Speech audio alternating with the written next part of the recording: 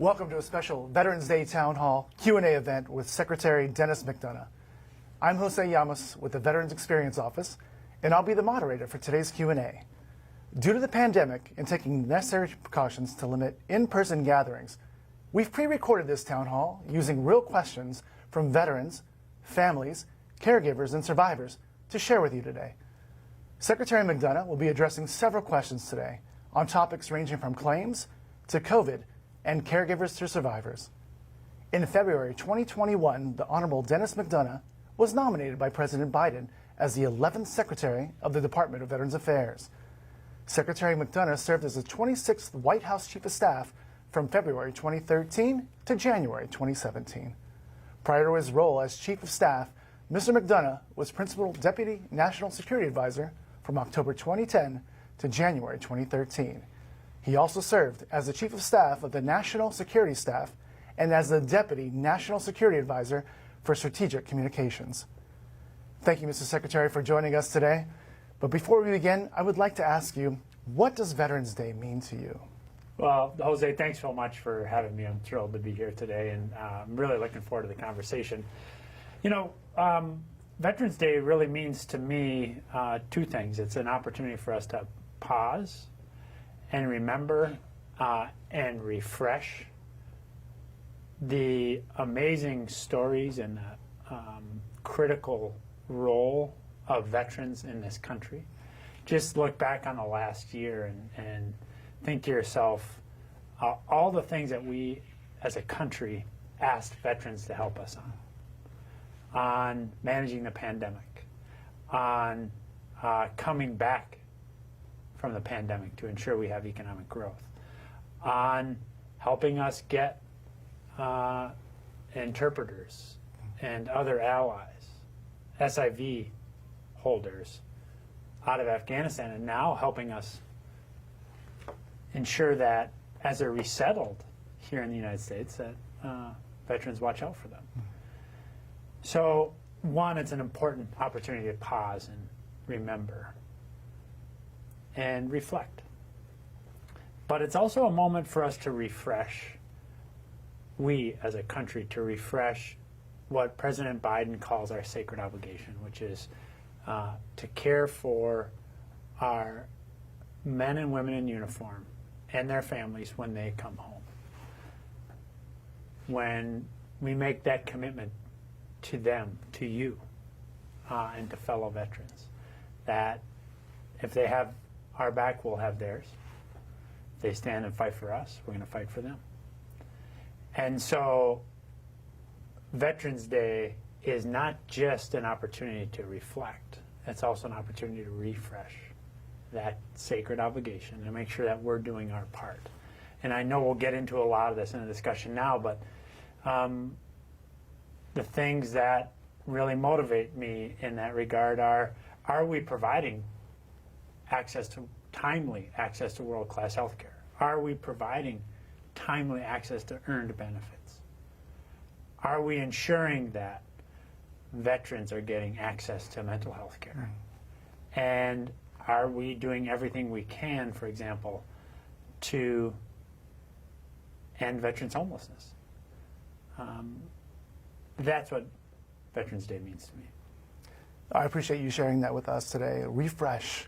It's been a challenging year for all of us. Yeah. And I think it's very refreshing to refresh as an organization helping our veterans. Yeah, that's awesome. Thank you so much for sharing. Absolutely, it's an unbelievable opportunity to have this job, to get to work with you, and not everybody can see this, but there's an unbelievable team here in the studio. That's right. Led by Ed and Earl, Patrick, Larry. The team's unbelievable in here. To be able to work with you all to carry out this sacred obligation is a blessing like no other, and it's the best job I've had in my life, and really important work worth doing, and I'm thrilled to be part of the team. Yeah, we do have a great team, not only here, but all across the country. Amen. Well, sir, with that, let's go into our first question. The first question is from a Marine Corps veteran, Vic Burke, and he asks, many veterans complain about substandard care at many VA facilities. What and when is the government going to fix this issue? A veteran contemplating suicide can't wait 2 months for a mental health counselor's calendar to open. A phone call to a suicide hotline is nothing compared to an in-person visit. Yeah. Well, let me just say to Vic, everything he writes in that question is undeniably true, and I'm not going to rebut it. I'm going to accept it as a challenge to us here, because everything he does say is true. That is true that there's complaints about substandard care. We've seen satisfaction ratings increase. In fact, we see them today at around 90% for outpatient care, 90% satisfaction rate. That should be the floor, not the ceiling. That should be the floor. Mm-hmm. So we have to keep driving toward fulfilling that goal I mentioned a minute ago, which is timely access to world-class care. The way we do that is by being nimble and responsive as an organization. So on the issue that Vic raises, and what I'd urge our veterans out there to remember is, if you are in an emergency situation and you contact us on the Veteran Crisis Line today, in an emergency situation, we can get you in to see someone today. If it's not quite an emergency, but it's urgent, we can get you in under 2 days. So if you are in crisis, know that we're here for you. And our ability to deliver on that, Jose, underscores to me an important point, which is, if we can continue to deliver on emergent care, emergency care, and urgent care, then we can do a better job on care overall. So we have all sorts of statistics I could give you, but I'm not going to find solace in the statistics, because those are averages. Mm. And the problem with averages is obviously there's outliers. And I want to make sure that we're working for the outlier. I just saw a video online today about a sailor in California who's struggling to travel a long distance to get his care for back pain and even significant degeneration in his back. So I don't want to take solace in the averages when I know that there's outliers. I want to make sure that we're working through everything we can do to get vets in the door to be seen. But just to reiterate one more time to our veterans who may find themselves in an emergency situation, if you contact us today and you're in an emergency, we will see you today. So if you call the Veterans Crisis Line in an emergency or in an urgent situation, we'll get you in to see someone today in an emergency within 2 days in an urgent situation. And we will share some numbers at the end of this program for the veterans and the families that are watching. Great. So thank you very much for mentioning that today. Absolutely. We'll go to our next question, sir, and it's from a veteran caregiver, Melissa Cuomo. And her question is, if a caregiver is ineligible for the program of Comprehensive Assistant for Family Caregivers, what other options for support are available? How is the VA planning on making the access and scheduling of community care easier for veterans and their caregivers? Excellent question. So there's two questions there. Let's set aside the scheduling question for a second. If we have caregivers who don't qualify for the new requirements for the caregiver program, there is a program of general caregiver support, which you will then qualify for. That allows you as a caregiver, even if you're not in the full program of benefits and monthly support, to get training, education, and support options. So we're going through this period now where we're given the new law from Congress, we're going back to look at whether caregivers who had qualified for the legacy program will continue in this new program that Congress has started. That process itself will allow us to get in touch with caregivers and family members to make sure that you're available, that you're aware of all the options that are available. But it also makes sure that we have an opportunity to hear, not only for us to talk to you, but for us to hear from you about what your needs are. So that's the first thing. If you don't qualify for the full program, you will qualify for the program of general caregiver support. Secondly, on scheduling. This has been a source of some controversy over time. And this, like the first question, is something we just have to do better. And let me give you some examples of where we are doing better. On access to vaccinations during COVID-19, the real secret weapon there in getting our veterans scheduled for the vaccine and caregivers scheduled for their vaccine is the cadre of schedulers, the MSAs, the medical support assistants that we have across the system. Mm-hmm. And to see how they excelled and the way they worked to track down veterans, track down caregivers, is an example of the excellence that we can expect and should expect across the full range of support services that we offer at VA. And so the bottom line is we are improving both the timeliness of our payments and the timeliness of referrals under the community care program. It's now time for us to not only continue to that, but also improve timeliness of scheduling, and then maintaining a full and robust network of support. As we do that, and we're getting better at each of those steps, as we do that, veterans, caregivers, survivors, family members will have the kind of programming that they are right to expect. Yeah, it's very important. I mean, our caregivers are so important for our veterans every single day and all across the country. You know, I just talked with Senator Elizabeth Dole and the Dole Foundation on Friday in the annual Caregiver Conference, and it's such an inspiring group of people. It really is. You know, if there's anybody who exemplifies President Lincoln's call to service for veterans, it's our caregivers. You know, referred to, I think rightly, too often as hidden heroes.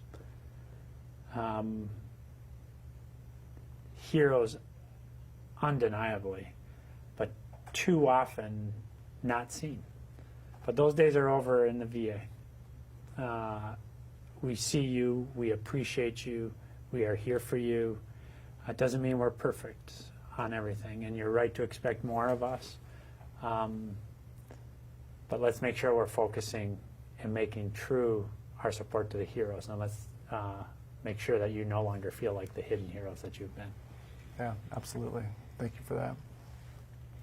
Our next question comes from a Navy veteran, Mr. Stephen Lundgren, and he asks, will the VA require veterans get the COVID-19 vaccine and any boosters as a condition of receiving health care treatment from the VA? No, we will not. So Stephen, in direct response to your question, no, we will not. Full stop. Let me say something that I have decided to do, and I have decided to do this because it's so important to ensure the safety of veteran patients. And I am requiring us, we who work for you, veterans, here at VA, to be vaccinated. And I'm requiring that we get vaccinated so that you, as our veteran patients or our veteran clients, or as I like to say it, our veteran bosses, since we work for you, can have every confidence that we've taken every step we possibly can to ensure that we can warranty your safety when you come in. And so that's why I have taken the step of requiring that those of us who work for you here at VA, are required to get the vaccine. Veterans who come in for care will not be required to get it. Thank you for sharing that with us. And I know that's important for us, as you mentioned, and all of us have taken the pledge and uploaded all of our information so that everyone in the organization knows that we have been vaccinated. Yeah, it's great. I mean, I'm really inspired. I think VA, in so many ways, VA is leading the way. Throughout the pandemic, VA has led the way.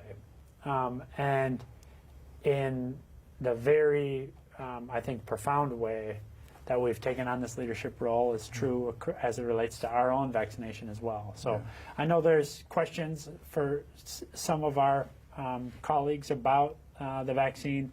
If you still have questions about it, make sure that you get with the docs or nurses, that if you have questions about the usefulness of the vaccine, we'll answer those questions. And what we're finding is when people ask the questions, they get the answers that help them feel comfortable taking the vaccine. Yeah, thank you. Yeah. The next question comes from an anonymous veteran. And the veteran asks, can you talk about burn pits and why it takes so long to establish presumptive conditions? Why join the burn pit registry? It's a great question. And it's one, frankly, I've been wrestling with myself since arriving here at VA.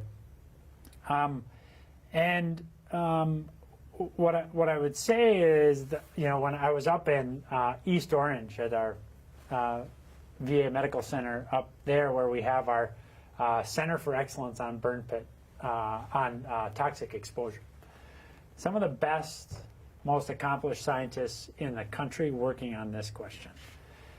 And I said to them, what is the missing piece of information that we need to just close this loop? Because as you may have heard me say, or as some of our teammates watching may have heard me say, I said last week in the press that I think the fact that only this summer, the fact that we've only just this summer, a couple of months ago, begun adjudicating claims for toxic exposure, even though we've been fighting, you've been fighting, in that swath of geography from Somalia northeast to Uzbekistan, with everything from Iraq and Afghanistan, Syria in between, is, I believe, a failing of the federal government. And I want to correct that. But when I asked the scientists, what's the missing piece, they said, listen, the EPA, the Environmental Protection Agency, has been Environmental Protection Administration, has been trying for decades to establish some of these causal links. And it stands to reason, I get it. But I feel the urgency on this, which is why what we've done now is basically three things. And this is tied into the next part of the question, which is the first thing. Why, the veteran asks, why participate in the burn pit registry? Here's why. Your filing, your claim, gives us important information about you and perhaps other people in your unit and what you experienced. For too long, we have not taken that information, those individual claims. By law, we study that claim and make a determination about that claim as that claim. And that's a good first step. But I want to take all of the claims that come in, maybe everybody in your unit, and we aggregate those together, and we're able to extrapolate information about what you experienced. So that's why filing your claim, and that's why participating in the burn pit registry is so important, is it helps us take your personal experience, aggregate it, and hopefully use that information to speed this process along. That's one thing we've done. Second thing we've done is, for too long, VA has only waited for one lane of science from the National Academies of Science. I think the National Academies is great. But the idea that we would just wait for one source of science rather than go ask DOD, ask Department of Labor, where we have OSHA, ask HHS, the Health and Human Services, which oversees the National Institutes of Health, including the National Institute of Cancer. The fact that we hadn't asked the firefighters, for example. They know something about toxic exposure, right? We're taking all that science and we're aggregating that along with the individual experience to try to speed this along. And then the third thing is I'm saying we need some urgency on this. Yeah. Right? We can't wait. We can't make vets have to be their own advocates. The president said to me, you got to fight like hell for vets. You have to be the #1 advocate for veterans. Well, that's my job. And if I'm not doing that, then they should get somebody in here who is. I can feel it in your voice and the way you explain it, and you're right. It is important for veterans to register to help other veterans out. Yeah. Bottom line. Yeah. Yeah, that's awesome. Yeah. Well, look, I mean, and I know it can be frustrating, and my guess is it's not only frustrating but time-consuming and a hassle. It might even be, in some cases, traumatic to have to go back and rethink some of this and relive some of this. But I want you to know that your input is really important for your case, but we are getting better at using the aggregation of that data and those experiences to have that have an impact on everybody's cases. So I hope we can get more and more of our vets to do it. Yeah, me too. Thank you. The next question comes from Army veteran Harmony Cannon. And the question is, will the VA eventually cover sex reassignment surgery? Yeah, it's a really good question. So earlier this year, I did announce that we are beginning the steps to be in a position to offer gender confirmation surgery at VA. Even before that, we were offering all of the services other than gender confirmation surgery for veterans who are experiencing or going through gender dysphoria. And so it makes sense that we take this next step.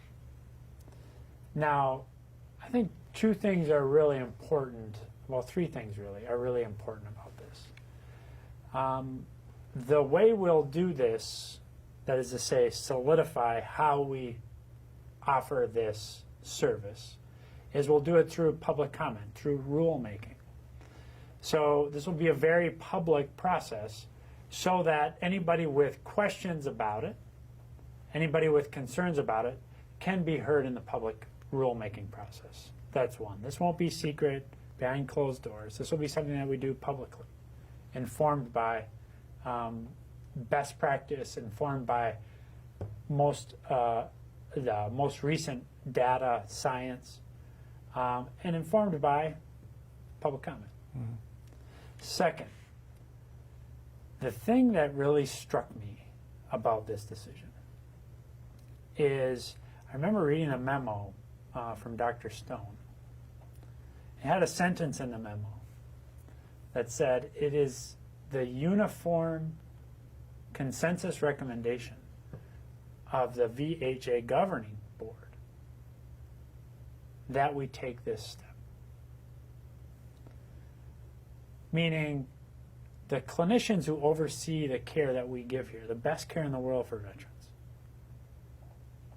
uniformly and unanimously agree with this step. And among the reasons why is that veterans wrestling with gender dysphoria who have access to this service are much less likely to suffer from depression and therefore much are much less likely to die by suicide if we have this service. So that's the second thing. It is a fundamental priority of the clinicians, informed by their medical experience and informed by what we know now about the mental health impact. Third, when the president asked me, well, the president doesn't really ask questions, right? You know this better than anybody as a Marine, right? The line between questions and orders is pretty thin line. So when the president asked me a question, there's one answer to the question, right? The answer is yes. So when he asked me to take this job, I said absolutely yes. He said to me, you have to be a fierce advocate. You have to fight like hell for veterans. He didn't say you have to fight like hell for some vets. He didn't say you have to fight like hell for the World War II vets and the Korea vets, the Vietnam vets. He said you have to fight like hell for all vets. And believe me, there's plenty of days where I wonder whether I'm up to such a huge task, because it's such a body of unbelievable people who literally raised their right hand and said, I will give everything I have for this country. So to think that you're up to the task for fighting like hell for those people who have fought like hell for us, it's daunting. But I'm going to do it, and I'm going to do it for every vet. Homeless vet, gay vet, straight vet, white vet, black vet, male vet, female vet. That's my job. Every single one. Yeah. And this is an example of us doing that. Not at the cost to anybody else, but fundamentally in support of that veteran who raised their right hand and said, I'll do it. Yeah, that's you're right. But I think the really important thing is for when that is open for comment, for our veterans to really let it be known. Yes. And voice what their opinions are. Absolutely right. Yeah, absolutely right. I'll say it again. I'll say it's an important concept. Maybe it's corny, but we work here for you, the veterans, the caregivers, the families, the survivors. That's who we work for. So what you say matters. What our clinicians say about how best to care for you matters. So make your voices heard. Absolutely. Thank you. The next question comes from Army veteran Will Benson. And Will asks, why does the VA make it so difficult to refile a disability claim after being denied?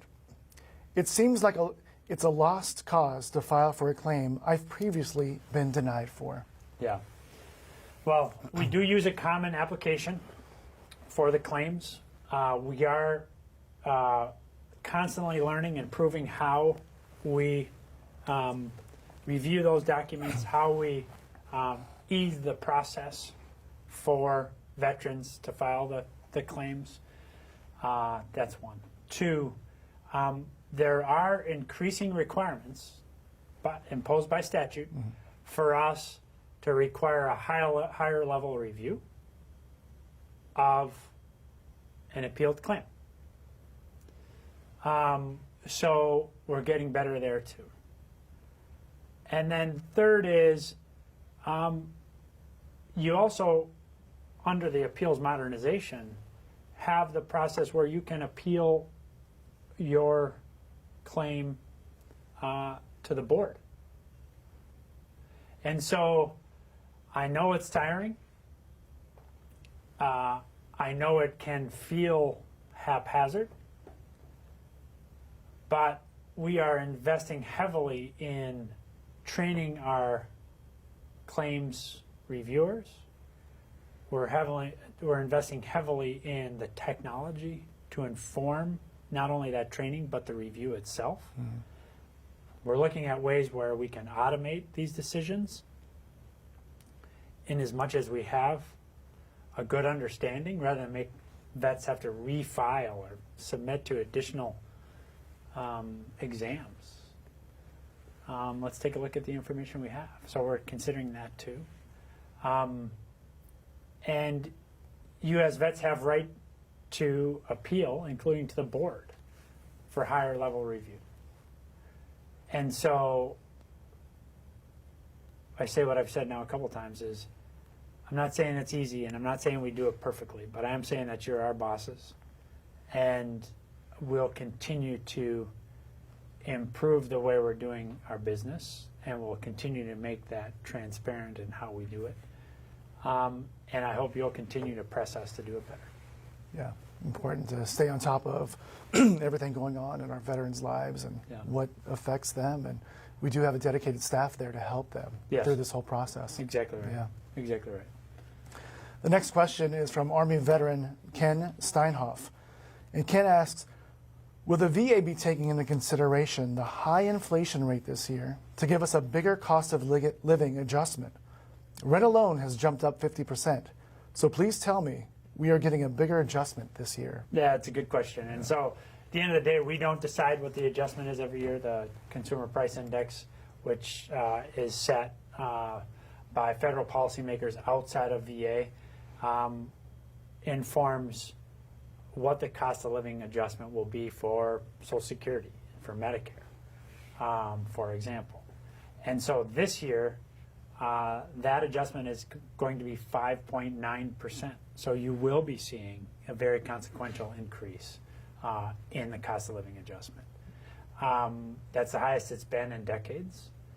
I'm not suggesting that that's the answer to all the challenges, including rent going up 50%. But I am saying that you will see a cost of living adjustment. And if you find yourself in a tough spot on rent, just remember that we have rent support options available to you too. And make sure you get in touch with us if you find yourself in a tough spot there. Because we do have additional options over and above the increase in the cost of living adjustment.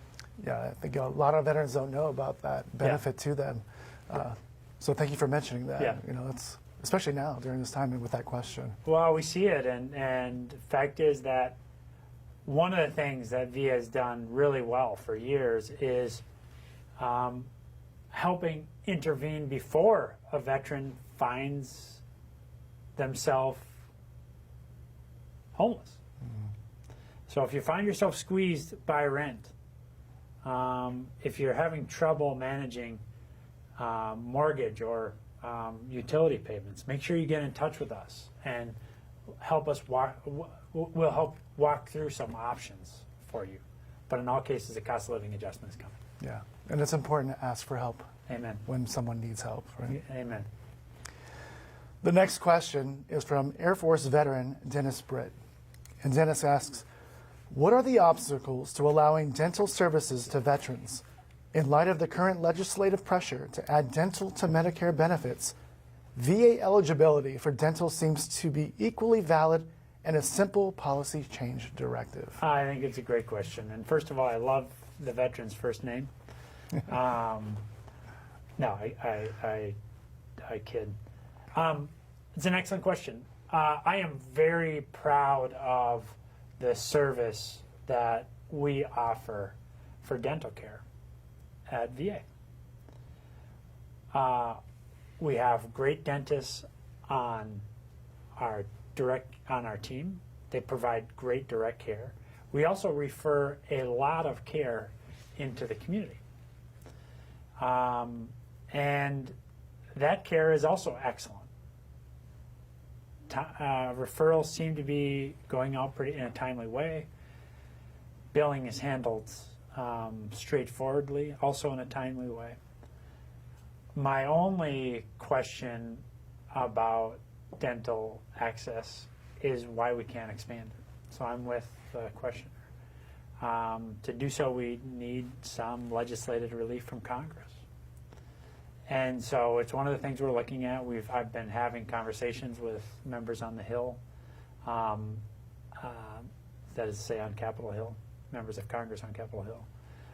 And in all cases, I think what we've seen is, especially in the context of this latest debate of the president's Build Back Better agenda, is there's uniform recognition on Capitol Hill, House and Senate, Republicans and Democrats, that the way we provide dental care is positive, should be emulated by the rest of the government. And that's why I really want to find a way to expand it. I don't have news on that yet, but we're looking for ways to do it. Yeah. Thank you for going out there and fighting for it. I know Absolutely. it's really important for all of us. Absolutely. The next question comes from Army veteran Kara High. And Kara asks, when will the VA end the in-person requirements for veterans who are using the post-9/11 GI Bill to get their full housing stipend? It is antiquated and out of date in today's educational system. Yeah, look, I hear the frustration. The fact is, this is one of the specific, very specific pieces of the law that we have to follow. Let me just read it. It says, and this is in, I won't give you the specific citation, but it requires us to pay monthly housing allowance benefits at a reduced rate for individuals pursuing a program solely through online education. New legislation would be required in order for VA to have authority to pay a different amount. And so the question is, and we're looking at this, can we get that legislative relief? But again, this is one of those things that we're going to need some help from Congress. Yeah, absolutely. It's something my son's dealing with right now, too. He mentioned to me. So that was a great question for me to hear you have to say what you said. I love it. We were just talking about your son. And, I hope we find ourselves in a position with our friends on Capitol Hill. My philosophy is to be very transparent with them, Republicans and Democrats. We don't really have secrets here. We don't run covert action. These are not national security secrets. Right. What we're doing here is we should be very transparent about. And I hope our transparency about questions like this help us begin to get some relief from them on some of these questions. And this is a timely one, both for you and for the questioner, but we've heard it from others as well. And we're looking at ways to get it fixed. Yeah, thank you very much. The next question is from a surviving daughter, Ashlyn Haycock. And she asks, can you please tell us what the VA is doing to further expand its access to the vet centers, both before a veteran's anticipated death due to illness and after an illness or sudden loss from suicide or other circumstances? What more do you have planned for the vet centers? Is there a way that survivors, such as myself, and the organizations that support us, like TAPS, can help VA and its vet centers further validate, normalize, and respond to help seeking behavior from survivor families, including children and youth? Yeah, that's a great question. And first of all, I just want to say how much I admire TAPS, how much I admire the perseverance, the strength of survivors. And I just want to say, the first thing I want to say in response to the questioner is, I so admire this questioner. I so admire the way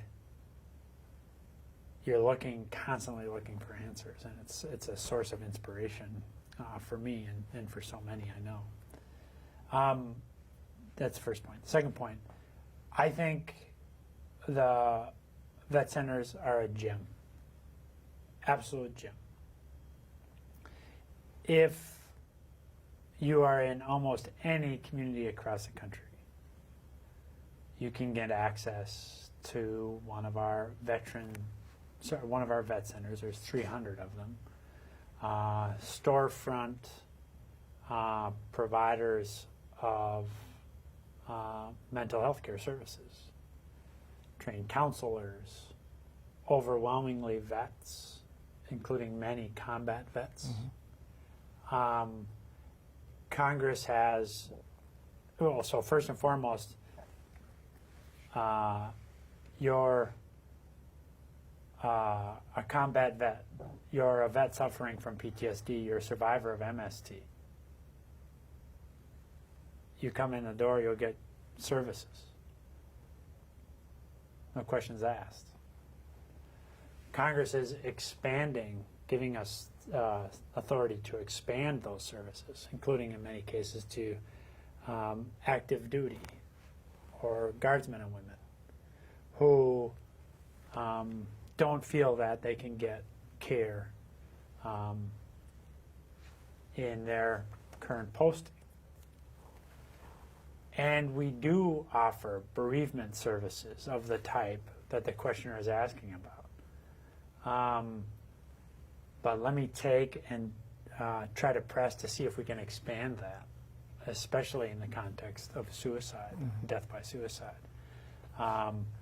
But I love that you asked about the vet centers. Every time I travel, no matter where I go and sit with the vet centers. They've heard me hear this. They've heard me say this directly, but I'll say it again. Here, they're a source of great inspiration for me, and I want them to continue to do the great work they're doing, and to continue to innovate. And we'll continue to look for additional resources for them. Yeah. The vet centers, as you mentioned, are storefront type of facilities. And what most veterans don't know is that they are away from the medical center for a reason. Right? They're there for them in the community. And you're right. It is really a source of inspiration for many of us.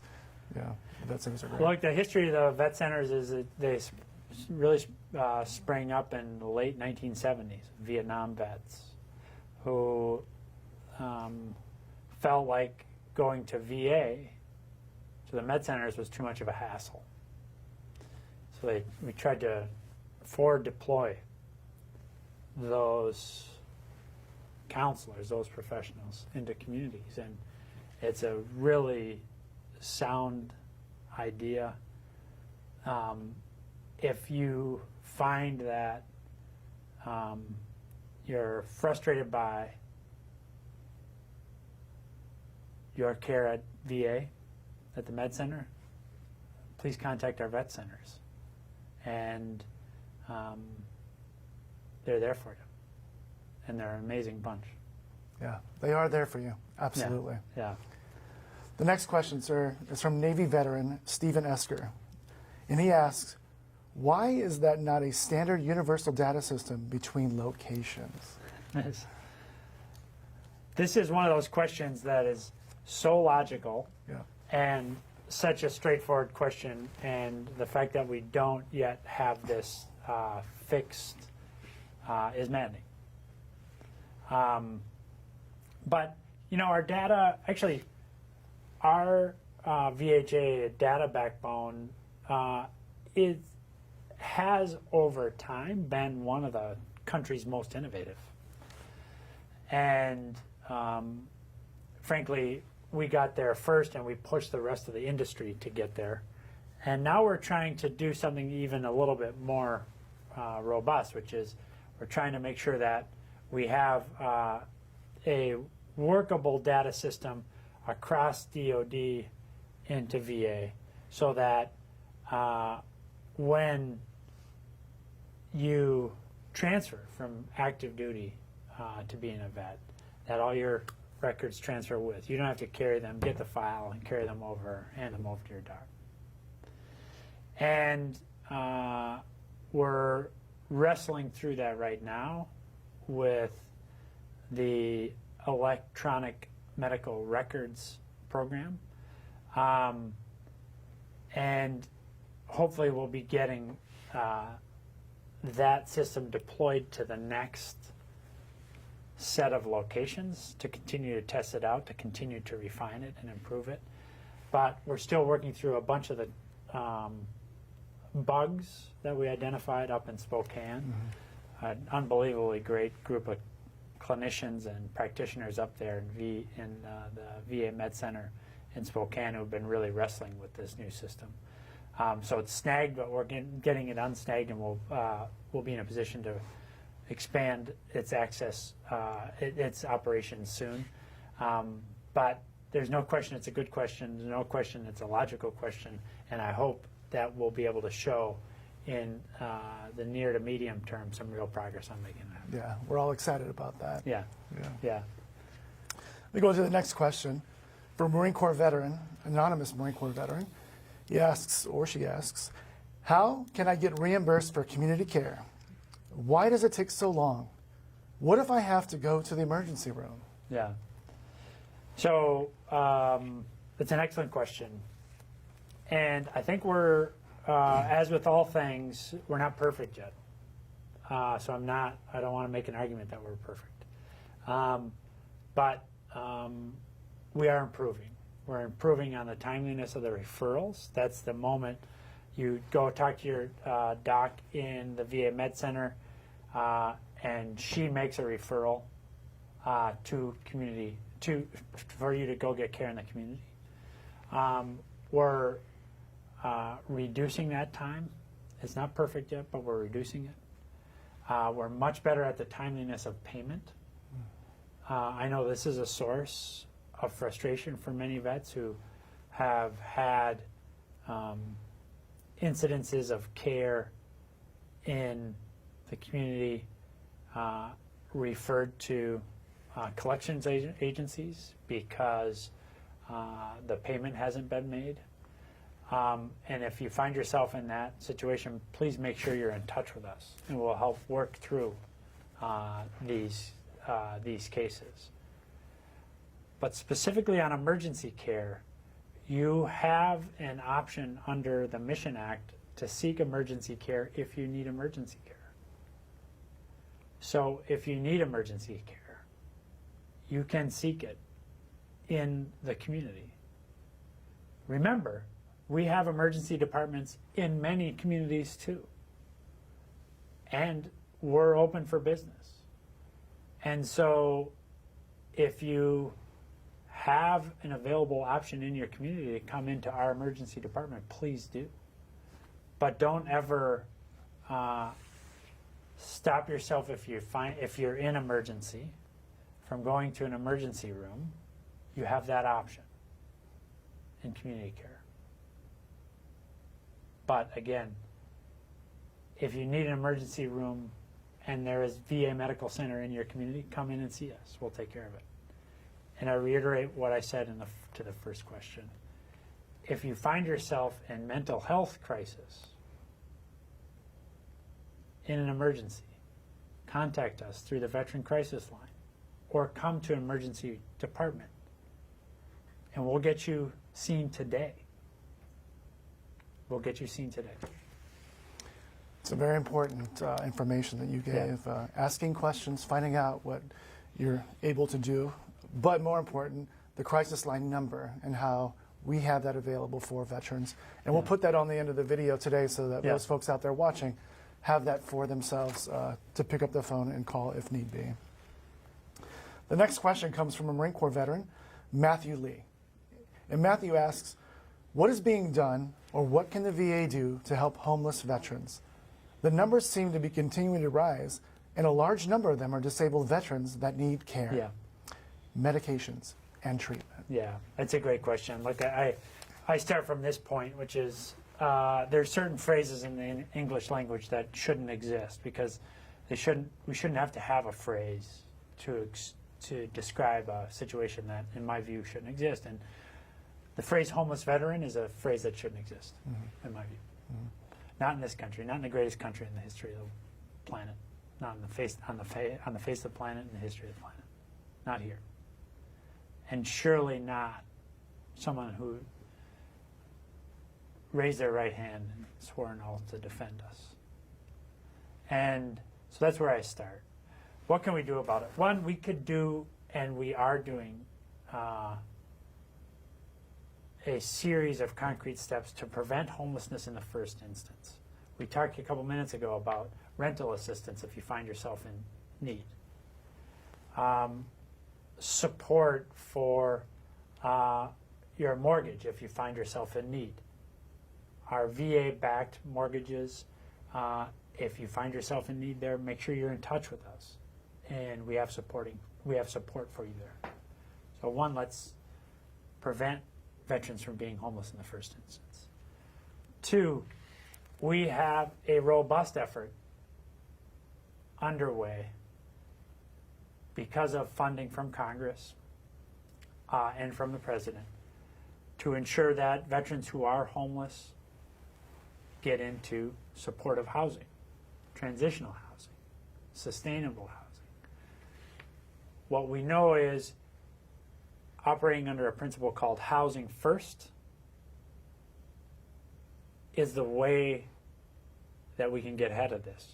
Because when we get someone into housing first, we can then get that person supportive services, substance use disorder treatment, mental health care, help around joblessness or job training. If we get to the position where we have that person under a roof, we can help then address all of those issues that led to homelessness in the first instance. How do we do that? Well, we get to know and we track down every individual veteran by name who's homeless and find out what they need. We're doing this today in LA, where we have what we call Veterans Row, right outside the West LA Med Center, where we're working veteran by veteran to get them the care they need and get them into sustainable housing. That sustainable housing can take a lot of different forms. It can be emergency housing for some short period. It can be transitional housing, where you get mental health care and housing support. It can be a voucher, where you get from the Housing and Urban Development and Veterans Affairs departments monthly stipends to pay for your housing. We have a range of options. We have a proven way this works, and we have absolute commitment and urgency here to make sure it gets done. So if you're having trouble with housing, if you find yourself homeless, if you're on the verge of being homeless, please be in touch with us. We have support for you. We have proven ways to make this work, and we won't rest until there are 0 homeless vets in this country. Yeah, we have so many programs available to help.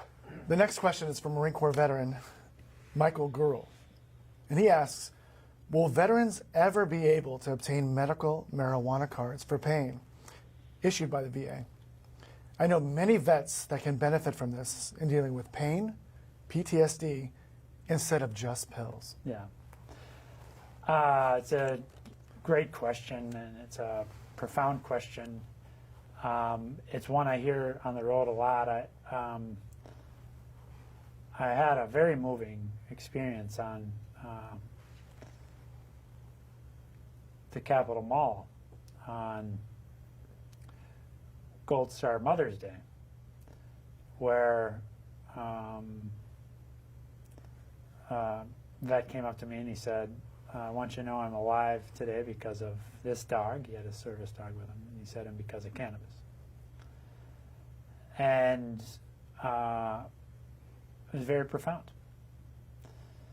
Right now, we are limited by what we can do. We're limited in what we can do related to cannabis and medical marijuana by the classification of marijuana as a particular narcotic under the Controlled Substances Act. We're trying to explore what more we can do. And there is some, and we've talked to our friends in the rest of the federal government, including the Department of Justice, on what we can do on this, and with the White House. I will be very honest. I come to this with views on marijuana, but at the end of the day, my personal views are not that important especially when I hear the testaments from so many of our veterans, like the amazing veteran I met on the mall. And I'll be informed by the clinicians, our mental health professionals here at VA. So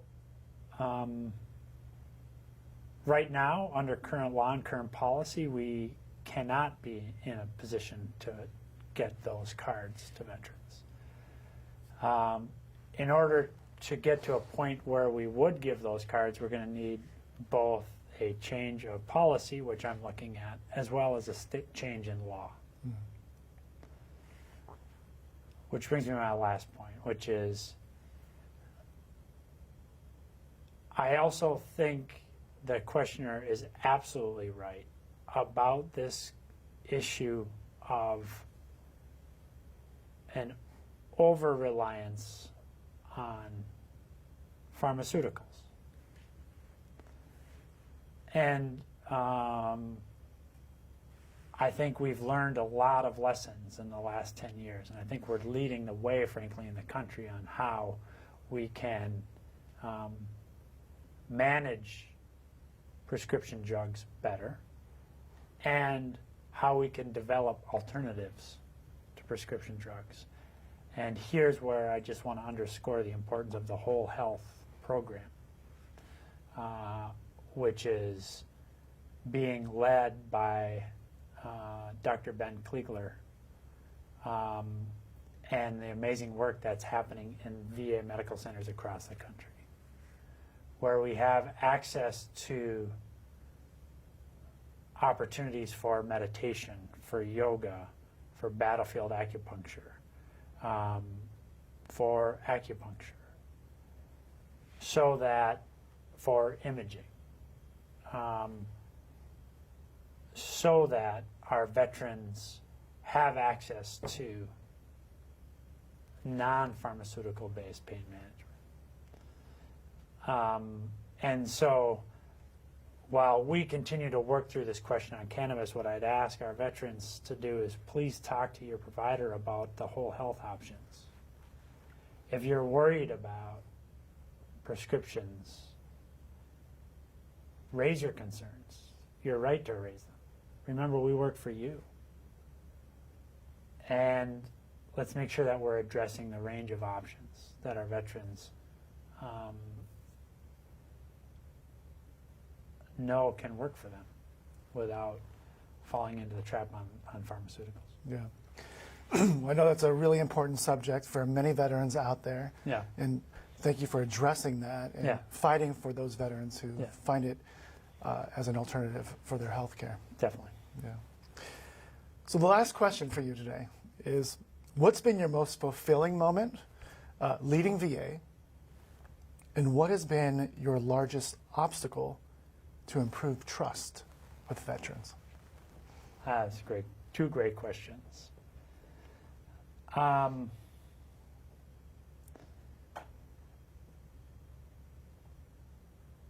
tell you, I was talking to a veteran the other day, very senior person, and he said something to me. He said, you know, Ms. Secretary, he said, I haven't completely given up my TRICARE, he said, but I love the care I'm getting at VA.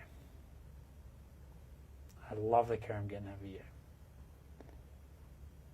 And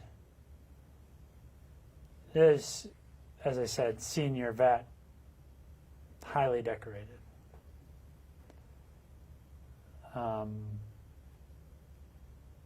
Like so many others of our veterans, unassuming, even kind of wonders if, you know, going to VA means he's going to be taking something from somebody else. Maybe he doesn't deserve it. We got over those hurdles, as I hope everybody on screen with us today will, because we're here for you, and your coming into care doesn't cost anybody else. We work for you. But to hear him say that, I was so proud. so proud of the care providers at that facility, which I know.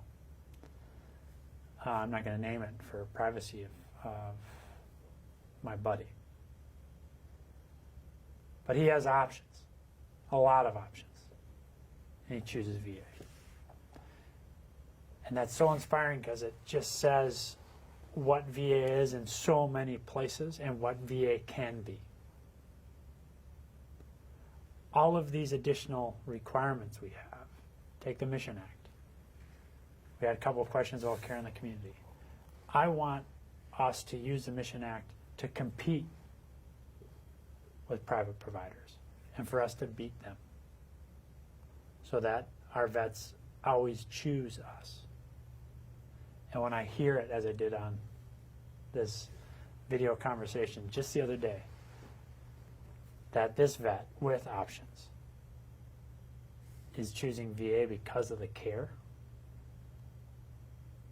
because of the timeliness, that's the VA that is real life for so many others. And it's the VA that can be real life for everybody. That's the most inspiring thing. The biggest obstacle is veterans feeling, as some of these questions demonstrate, that they've tried and been let down. The question about the burn pit registry, the question about why does a vet in an emergency have to wait 2 months? All of those are real life experiences. And it's really hard to unring that bell. But what I see from our clinicians every day, what I see from the teammates here in VACO and VA Central Office, is people who want so badly to care for our vets. And I want us to overcome that trust deficit by ensuring that veterans see that. And not see it as it's spoken by me here, because talk is cheap. I want them to see it in the eyes of their providers as I see it. I want to see it in the eyes of their fellow veterans as I saw it on the screen the other day. I recognize that's hard. But to me, this isn't a sociology exercise. This isn't politics. This is straight execution. We have the resources. We have the people. We have the strategy. It's now on us to execute. How many times do you find yourself as a Marine in that spot? Many times. Right? So it's on us now to do what you did countless times, to execute. So I ask people to give us another look. And we'll overcome that trust deficit. Because we work for you. I believe that. And what most veterans probably don't know is that you've been traveling to many facilities across the country, not just medical centers, vet centers, but also in the communities themselves. Yeah. And I know that you hear from veterans every time that you travel about the care that they're getting, about the wonderful care that they're receiving. Every day. Yeah. And It's funny, a vet, sometimes it's, you know, it could be an older vet. You know, inevitably it's been, in this instance, the older vets men, but I also hear this from women, although we have work to do with our women vets. I'll come back to that. They'll pull me aside and grab my arm and they'll kind of whisper. They say, hey, I just want you to know the care I get here. And they'll give me a doctor's name, from Dr. X or Dr. Y. It's the best care in the country. Now, on our women vets, we have work to do. Too often still, a woman vet will want to go into her med center, but she'll be harassed just walking in the front door. So you know what we're going to do? We're going to make sure that we have a separate women's health pavilion, as we do here at the DC Med Center, with a separate entrance. It shouldn't have to be that way, but until we fix these problems, it's going to be that way. And we have to get better about the care we're giving to women vets.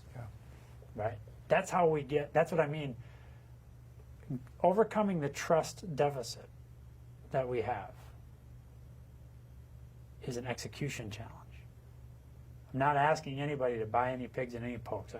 I just want people to give us another shot. And let's see if we can execute our way to overcoming this trust deficit. Yeah, that's awesome. Well, sir, I really want to thank you for taking the time out today, for being with us, answering those questions from these veterans, their families, their caregivers and survivors. It truly means a lot to all of us. And again, thank you for your time. Thanks for having me, Jose. We talked a little bit at the beginning about your family. You're a vet yourself. Your son now a vet. Your daughter not a vet. I'll say no more. But you've given your whole life to us, to this country, and your kids are doing the same. And that's where we need to execute. So I appreciate you. Thank you very much. Thank you. We know many other questions were submitted through Rally Point, and responses were posted over the past week. If you are not already using VA services, please check out our VA Welcome Kit, Quick Start Guides, and subscribe to Vet Resources newsletter. If you have a question about VA services and benefits, please call us at 1-800-MY-VA-411. That is our national toll-free number that serves as a front door to VA. Thank you for joining us. Have a great day, and happy Veterans Day, everyone.